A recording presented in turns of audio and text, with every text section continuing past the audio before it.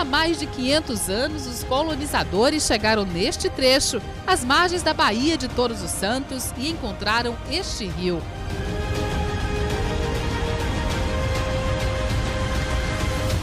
Os navegadores decidiram subir o rio, avançar, remar contra o curso d'água e descobrir o que tinha lá na frente.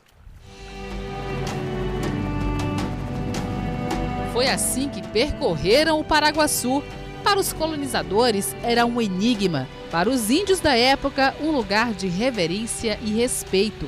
Em Tupi-Guarani, Paraguaçu significa o grande rio, tão extenso que hoje mata a sede de mais de 6 milhões de pessoas. Nossa expedição vai passar por lugares deslumbrantes, paisagens exuberantes. No caminho, as obras do homem e as obras da natureza. A nossa tripulação é formada pelo cinegrafista Miro Filho, o piloto Guilherme Marques. A equipe de apoio tem Gabriel Rezende e o assistente Ibson Araújo.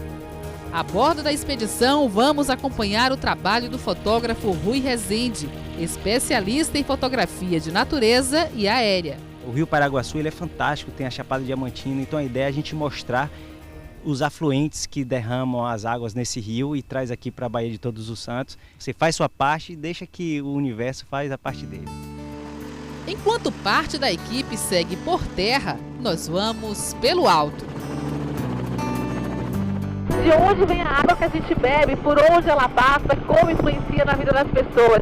É para responder a essas e outras perguntas que a gente convida você por esse passeio pelo maior rio genuinamente baiano e seus afluentes, com uma vista privilegiada.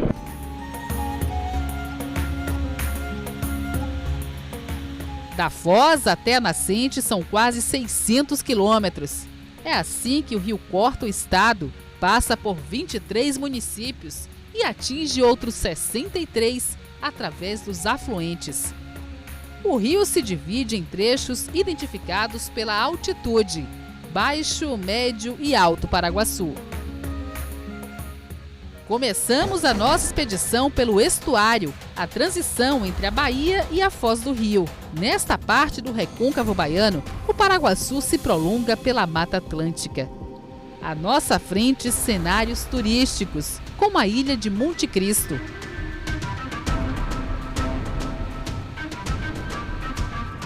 Históricos, com igrejas seculares. Entre os municípios de Cachoeira, Salbar e Maragogipe, o rio segue protegido na reserva extrativista da Baía do Iguape. É um espaço para contemplar a beleza dos manguezais. Barquinhos à vela são frequentes por aqui, assim como os antigos saveiros. O trecho mais longo e navegável do Baixo Paraguaçu tem 46 quilômetros e passa por dezenas de pequenos povoados. Eis que surge à nossa frente Cachoeira e São Félix, cidades irmãs, divididas e unidas pelo rio. A antiga vila de Cachoeira virou cidade no século XIX por decreto imperial. Cachoeira, na época da colônia, era considerada a capital do sertão. E para poder penetrar o sertão, partia-se de Cachoeira, margeando o rio Paraguaçu. Os tropeiros, os sertanistas, os bandeirantes, eles desbravavam essa região a partir do rio Paraguaçu. Neste cenário, o Paraguaçu foi palco de batalhas pela independência do Brasil na Bahia.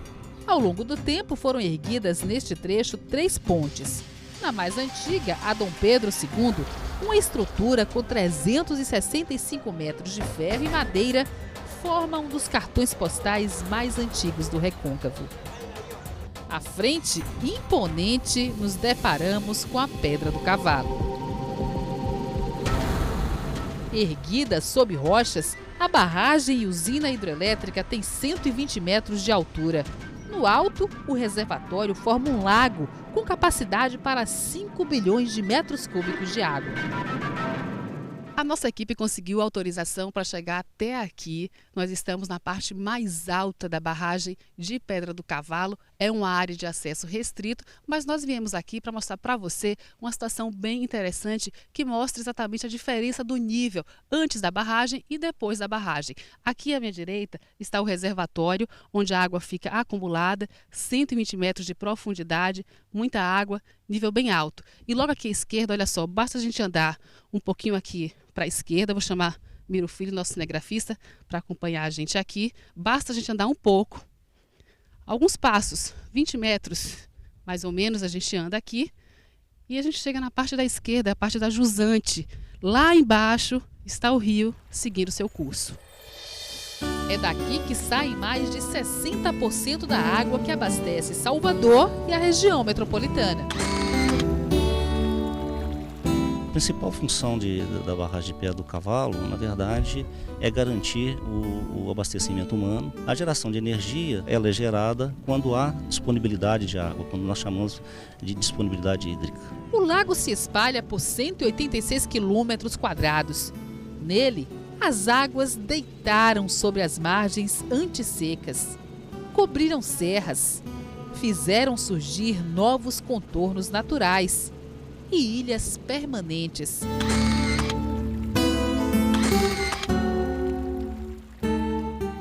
Nós estamos passando agora pela região do Baixo Paraguaçu e daqui a gente consegue ver como ele ainda é muito importante para as comunidades que dependem da navegação.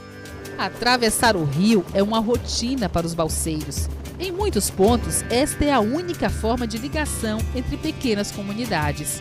Algumas balsas são movidas à força braçal. Às vezes dói assim o nervo um pouco quando vai puxar sozinho. Mas quando está no meio do grupo, a gente já sabe como é que puxa, que um puxa mais um pouco, outro puxa mais leve. Já no Médio Paraguaçu, fomos até o município de Itaité para ver de perto a outra grande barragem, a Bandeira de Melo. Ela foi erguida para regular o abastecimento de água ao longo do curso do rio.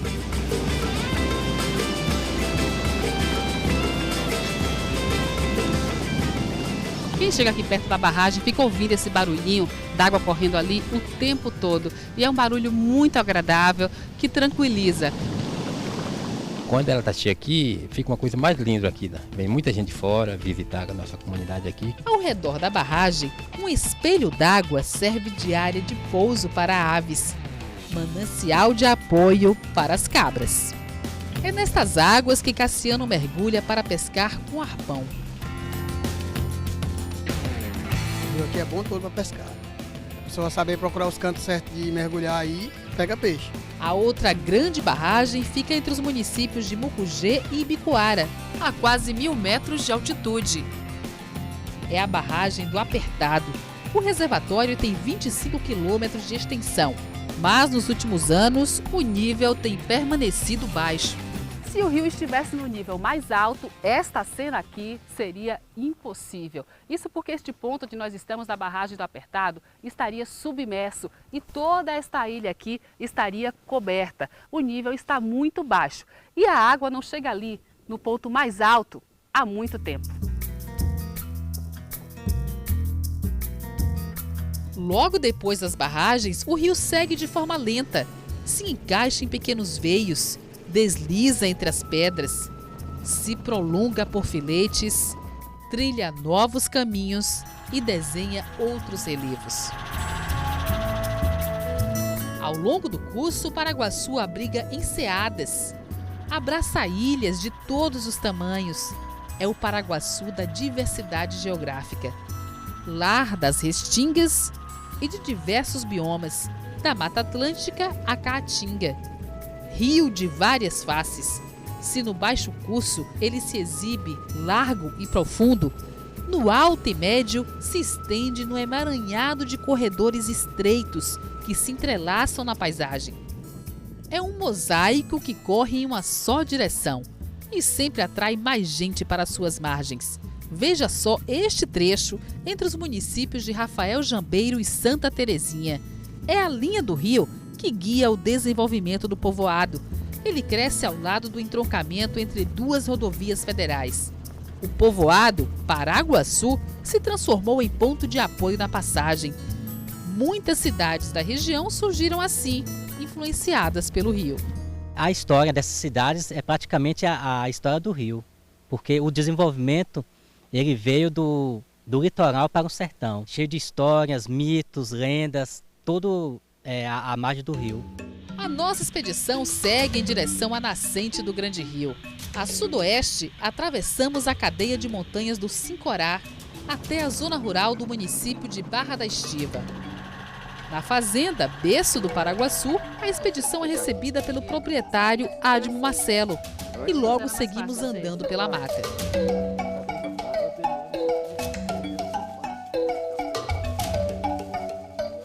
Finalmente nós chegamos nessa área de mata fechada. Como vocês podem ver aqui embaixo, é uma espécie de brejo e não é à toa. A região onde está essa fazenda se chama Brejão.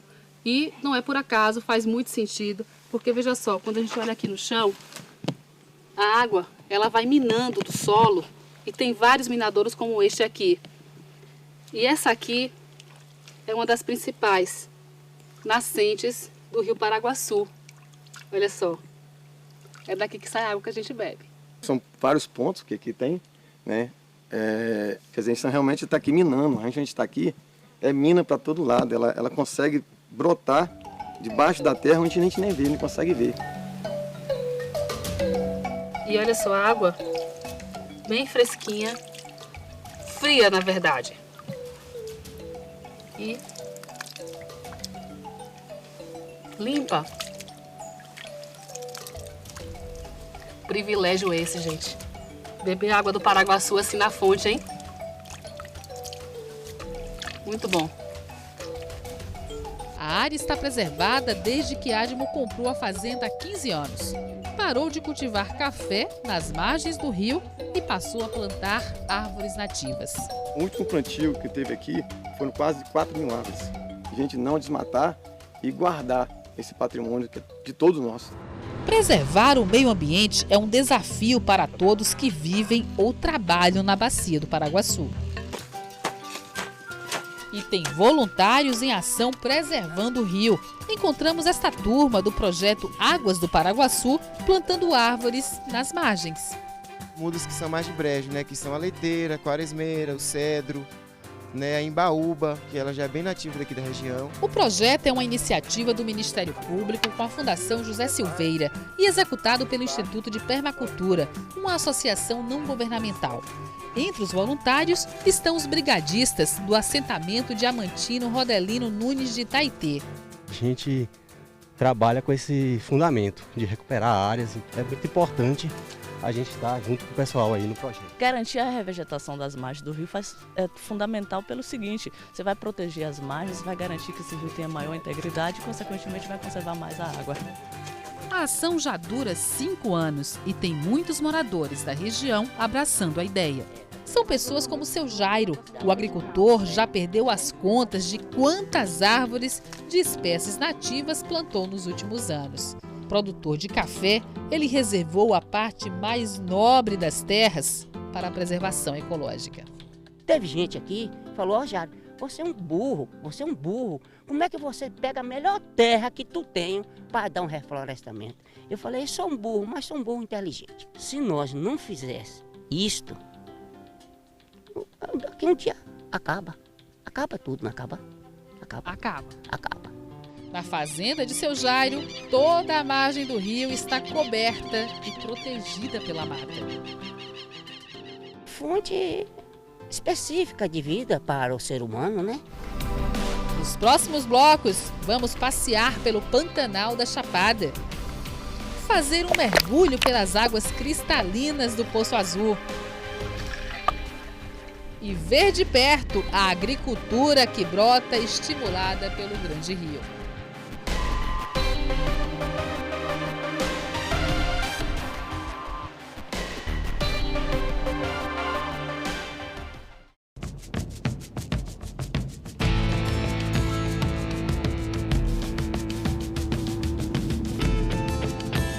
A nossa expedição logo cedo pega a estrada, embarca, levanta voo.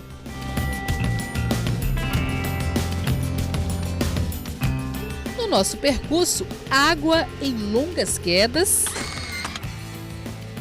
ou em intensos pingos de chuva. Chuva sempre muito esperada na Chapada Diamantina. Nesse momento a gente está enfrentando um pouco de chuva aqui no voo. A gente fica torcendo para que essa chuva chegue na cabeceira do rio e aumente o nível do rio Paraguaçu. O Paraguaçu mata a sede e alimenta. Em muitos trechos, o rio espelha um oásis no sertão. São os projetos da agropecuária. Na fazenda Ibicoara, as plantações de banana e café aos pés da Serra do Sincorá reúnem dezenas de pequenas fazendas de agricultura familiar. O rio também irriga as plantações dos agricultores que cultivam batata, tomate, café e outras frutas na Chapada Diamantina. A maioria se concentra em Ibicoara e Mucugê.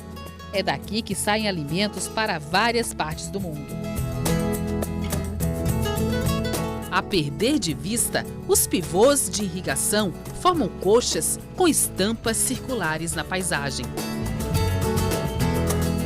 A pecuária também ganha força às margens do rio. Em Boa Vista do Tupim, é o Paraguaçu que mantém verde as hortas e os pomares do assentamento Crispim. Os agricultores familiares plantam de tudo. A gente produz hortaliças, são diversos tipos de hortaliças que produzem. Produz a banana, manga, coco, empinho. Uma bênção de Deus, né? Se não fosse o rio, a gente não ia conseguir isso aqui, né não? E tem muito mais. Depois de sobrevoarmos vários quilômetros em meio a áreas marcadas pela seca, onde o verde sobrevive apenas às margens do rio, chegamos em um corredor agrícola que impressiona. Pomares retangulares de frutas formam um tabuleiro a perder de vista. E os círculos de irrigação se destacam a longa distância. É o Paraguaçu da geometria. Nesse momento nós estamos passando pela região que fica entre Itaberaba e Iaçu. E nessa área aqui, um dos destaques é o Vale do Feno. E a gente vai descer para conferir lá de perto. No Vale do Feno, o rio corre tranquilo na fazenda Itaguaçu. O cenário é contemplativo. É nesta fazenda que Renato mantém a criação de gado e o cultivo de feno para a ração animal. A irrigação permite a produção durante todo o ano e a contratação permanente de 26 funcionários. A gente se sente muito gratificado de conseguir fazer isso aqui, que você chega numa região que ninguém acredita, né? Você começa a fazer e aí começa a produzir, gerar emprego, né? Ajudar o pessoal, que isso é importantíssimo. A agricultura no Vale do Feno movimenta a economia de toda a região. Gera tantos empregos que nesta outra fazenda de frutas, ônibus são usados para cruzar as plantações, levando os trabalhadores para a lavoura. E como se não bastasse a beleza e o progresso gerado pelo feno aqui nesta região, tem outros produtores cultivando outros alimentos também. Que tal produzir cacau em plena Caatinga? No Vale do Feno, isso é possível graças ao rio. Nixon já plantou quase 10 hectares nesta fazenda em Iaçu. Eu não tenho a menor dúvida. Cacau em Iaçu é uma grande realidade. Hoje, rio é vida, né? Rio, através da irrigação, você produz muito. A piscicultura também é marcante. Os tanques de criação de peixes se espalham principalmente pelo Baixo e Médio Paraguaçu, onde as temperaturas são consideradas ideais para a atividade. Também encontramos muitas comunidades ribeirinhas neste outro trecho, entre Cabaceiras do Paraguaçu e Castro Alves. O Rio Paraguaçu é um cenário de muitas histórias. Tem gente que considera ele muito mais do que um rio. É o que vamos ver em Marcionílio Souza, cidade com 10 mil habitantes. Paralela ao rio, a antiga linha férrea de passageiros hoje é usada apenas pelos trens de carga. Encontramos a região marcada por uma longa estiagem. Mas às margens do Paraguaçu, o retrato é bem diferente. Nesta parte da zona rural, onde se chega de barco, é o rio que salva a lavoura, permite a criação de pequenos animais e a atividade pesqueira.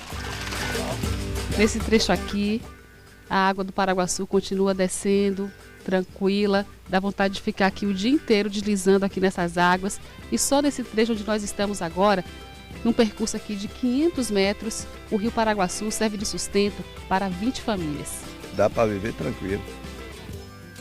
Graças a Deus. Maria Aline cresceu aqui e hoje é presidente da Associação de Pescadores. O rio é nosso tudo, é nossa casa, na verdade. O Rio Paraguaçu é de onde a gente tira o nosso sustento, né? Hoje eu sou pescadora e pedagoga, mais pedagoga por causa do peixe, de onde foi que eu tirei o meu sustento para pagar uma universidade. Nas margens, o fenômeno natural das águas. Ao longo do ano, o Rio Paraguaçu se comporta de forma diferente. Nesse momento em que nós estamos fazendo essa gravação aqui, nesse trecho, entre as cidades de Marcionílio Souza e Boa Vista do Tupim, o nível do rio está 5 metros abaixo do nível mais alto dele. Para vocês terem uma ideia, se estivesse na cheia, a água estaria bem acima do meu corpo. Mas a natureza é sábia. Tudo tem seu tempo. É exatamente nesse período aqui que a margem está seca que seu Eliseu Adamastor aproveita para manter a horta com verduras. Quiabo, andu, hortaliças, amendoim, filhos de um pai generoso. É aqui que é meu pai e minha mãe. É quem me dava o sustento de vez em quando. Por isso que eu falo, Paraguaçu para mim é tudo. No próximo bloco tem aventura, lazer e turismo sobre as águas dos afluentes do Paraguaçu. Vamos ver o Maribus, o Pantanal da Bahia, e um mergulho pelas águas cristalinas do Poço Azul.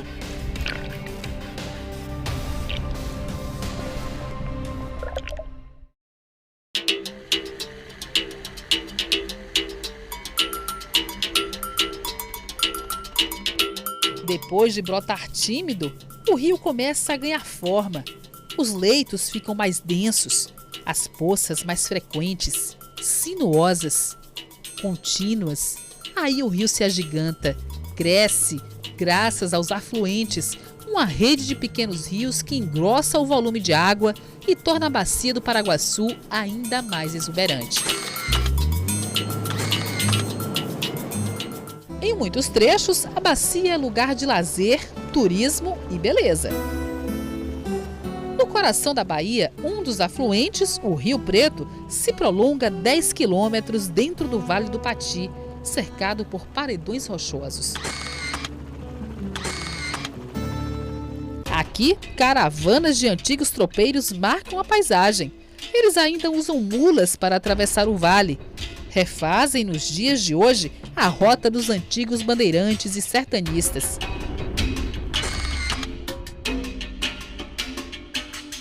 Desde pequeno, eu junto com meu pai, que fui criado com a tropa. Então eu me sinto demais, sabe? Eu não tenho nem como dizer, porque é uma coisa tão boa que quando eu fico 8 dias sem fazer, eu sinto falta. Deixamos os tropeiros seguirem caminho. E cruzamos as serras dos Gerais para atravessar o Parque Nacional da Chapada Diamantina até outro surpreendente curso d'água.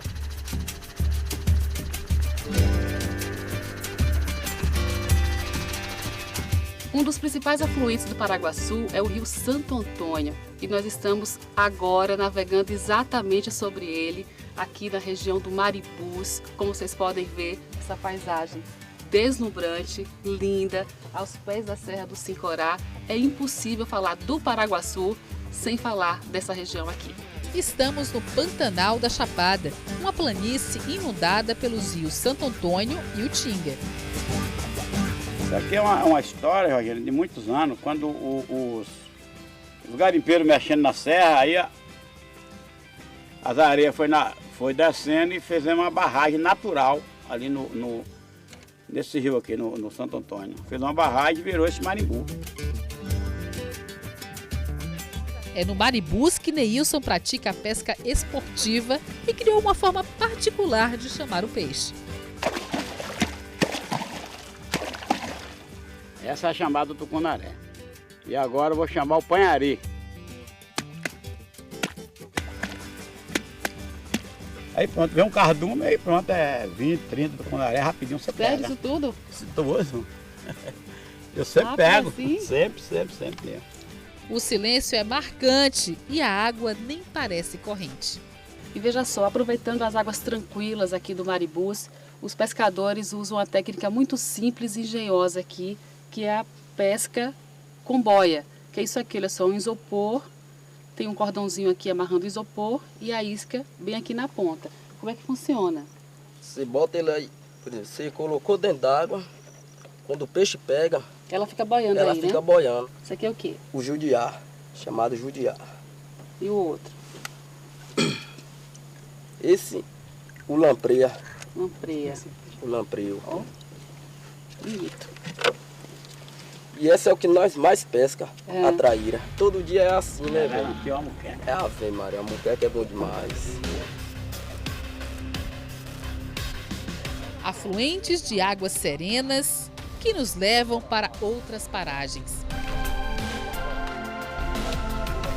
Aqui do alto a gente vê os contornos do Rio Paraguaçu e de seus afluentes, as partes mais visíveis, mas a gente vai descer para ver de perto aquelas partes que ficam escondidinhas nas profundezas e atrai gente do mundo inteiro. É de carro que se chega na zona rural de Nova Redenção.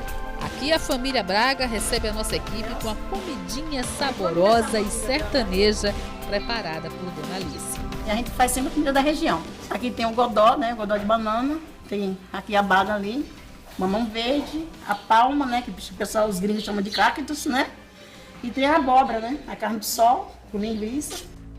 Reservamos o almoço para depois. Afinal, temos hora certa para chegar na parte mais baixa da gruta. Um dos lugares mais deslumbrantes da nossa viagem, o Poço Azul, por onde passa um dos afluentes submersos do Paraguaçu.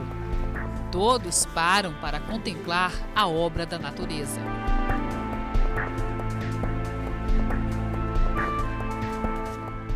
Mas de onde vem essa água tão cristalina? Você tem a situação da água ser cristalina, né? Por ser um rio subterrâneo, você não tem floras, não tem vegetação, onde soltaria a matéria orgânica, as enzimas das vegetações. Tem os minerais também que dão a coloração à água azul, né? O magnésio e o carbonato de cálcio, junto com o complemento da luz e profundidade também. O visitante pode mergulhar desde que não use cremes no corpo para não sujar a água. É emocionante, é muito lindo.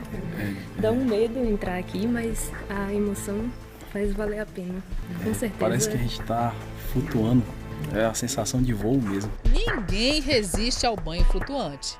Maravilha, gente. A água é refrescante. Como vocês podem ver, cristalino, a gente consegue ver o fundo lá, o poço lá, a parte mais baixa. Aqui da caverna. Ao meio-dia, o raio do sol bate no ponto mais alto da gruta e o poço fica ainda mais iluminado. Em 2005, foram encontrados aqui fósseis de animais pré-históricos. O poço chega a atingir mais de 30 metros de profundidade e Israel consegue chegar lá, no ponto mais baixo, sem equipamento de mergulho. E em poucos segundos, ele leva uma câmera na cabeça. E é assim que você pode acompanhar com a gente este mergulho especial. São pouco mais de 20 segundos. Prática, né? A cada mergulho que você vai fazendo, vai aumentando a capacidade respiratória, é mais fácil. Isso a gente fala que é o oásis nordestino, né? É assim, exibido em algumas áreas, misterioso em outras, que o Paraguaçu nos leva para uma viagem inesquecível pelos caminhos da vida e da natureza. O nosso passeio pelo gigante Paraguaçu vai ficando por aqui. Obrigada pela sua companhia e até a próxima!